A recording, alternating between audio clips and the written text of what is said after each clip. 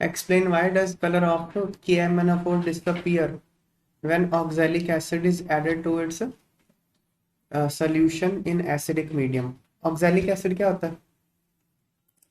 ये होता है ऑक्सैलिक एसिड, तो बड़ा ही आसान सा एसिड है, दो सी हुआ जोड़ दो ऑक्सैलिक एसिड बन जाता है। तो C2O4H2C2O4 है ना, ये होता है ऑक्सैलिक एसिड। इसका अगर आपको सिर्फ एनाइन लिखना हो, ऑक्सिलेट आयन, तो कैसे लिखोगे? C2O4 2- यही है ना ऑक्सिलेट आयन। तो KMnO4 का जो कलर होता है वो क्या होता है? पर्पल। KMnO4 पर्पल कलर का होता है। तो जब KMnO4 को इसके सोल्यूशन में डाला जाता है तो वो उसका कलर डिसअपियर हो जाता है। ऐसा क्यों होता है ये पूछा गया। देखो ये रिएक्शन होती है, ये ना, अब अगेन ये रिएक्शन आपको रटने की जरूरत नहीं है, मैं आपको बताता हूँ कैसे कर सकते हैं आप इस रिएक्शन को। T2 आपको बस इतना बताना चाहिए कि ये ऑक्सिलेट आयन को ऑक्सीडाइज कर देता है।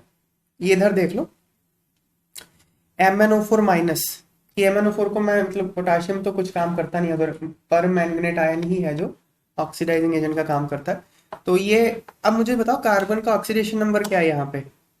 +3 है ना। अब कार्बन अगर ऑक्सीडाइज होगा +3 से क्या बन सकता है बताओ? +4 ही बन सकता है ना। +4 से तो ऊपर कार्बन शो ही नहीं करता कुछ। तो +4 में, और पानी में है ये, ऑक्सीजन के साथ है, तो ऑक्साइड ही बनाएगा, मतलब ऑक्सो एसिड बनाएगा। कार्बन का कौन सा ऑक्सो एसिड होता है +4 ऑक्सीडेशन स्टेट में? H2CO3, एक ही पढ़ा आपने। अब H2CO3 तो स्टेबल होता नहीं है, ये अनस्टेबल होता है। आपने कभी भी रिएक्शन में बना देखा नहीं होगा H2CO3 बन गया, हमेशा CO2 और H2O होता है, क्योंकि ये होता ही अनस्टेबल, टूट जाता है। इसलिए आपने इसको क्या बना देना है? CO2। बिल्कुल रटने की जरूरत नहीं है इसका। CO2 जब भी ऑक्सिलेट ऑक्सीडाइज होगा हमेशा CO2 बनेगा, खत्म बात यहाँ पे। और मीडियम एसिडिक है, एसिडिक मीडियम में अगर ये रिड्यूस होता है तो Mn2+ ही बनता है ऑलवेज। हो गए रिएक्शन के प्रोडक्ट, याद रखने की जरूरत ही नहीं है। अब ये पर्पल होता है और ये मैंगनीज 2+ तो कलरलेस होता है, बस इसलिए सोल्यूशन कलरलेस हो जाता है। यही बात है, इसको बैलेंस तो आप कर ही लोगे फिर।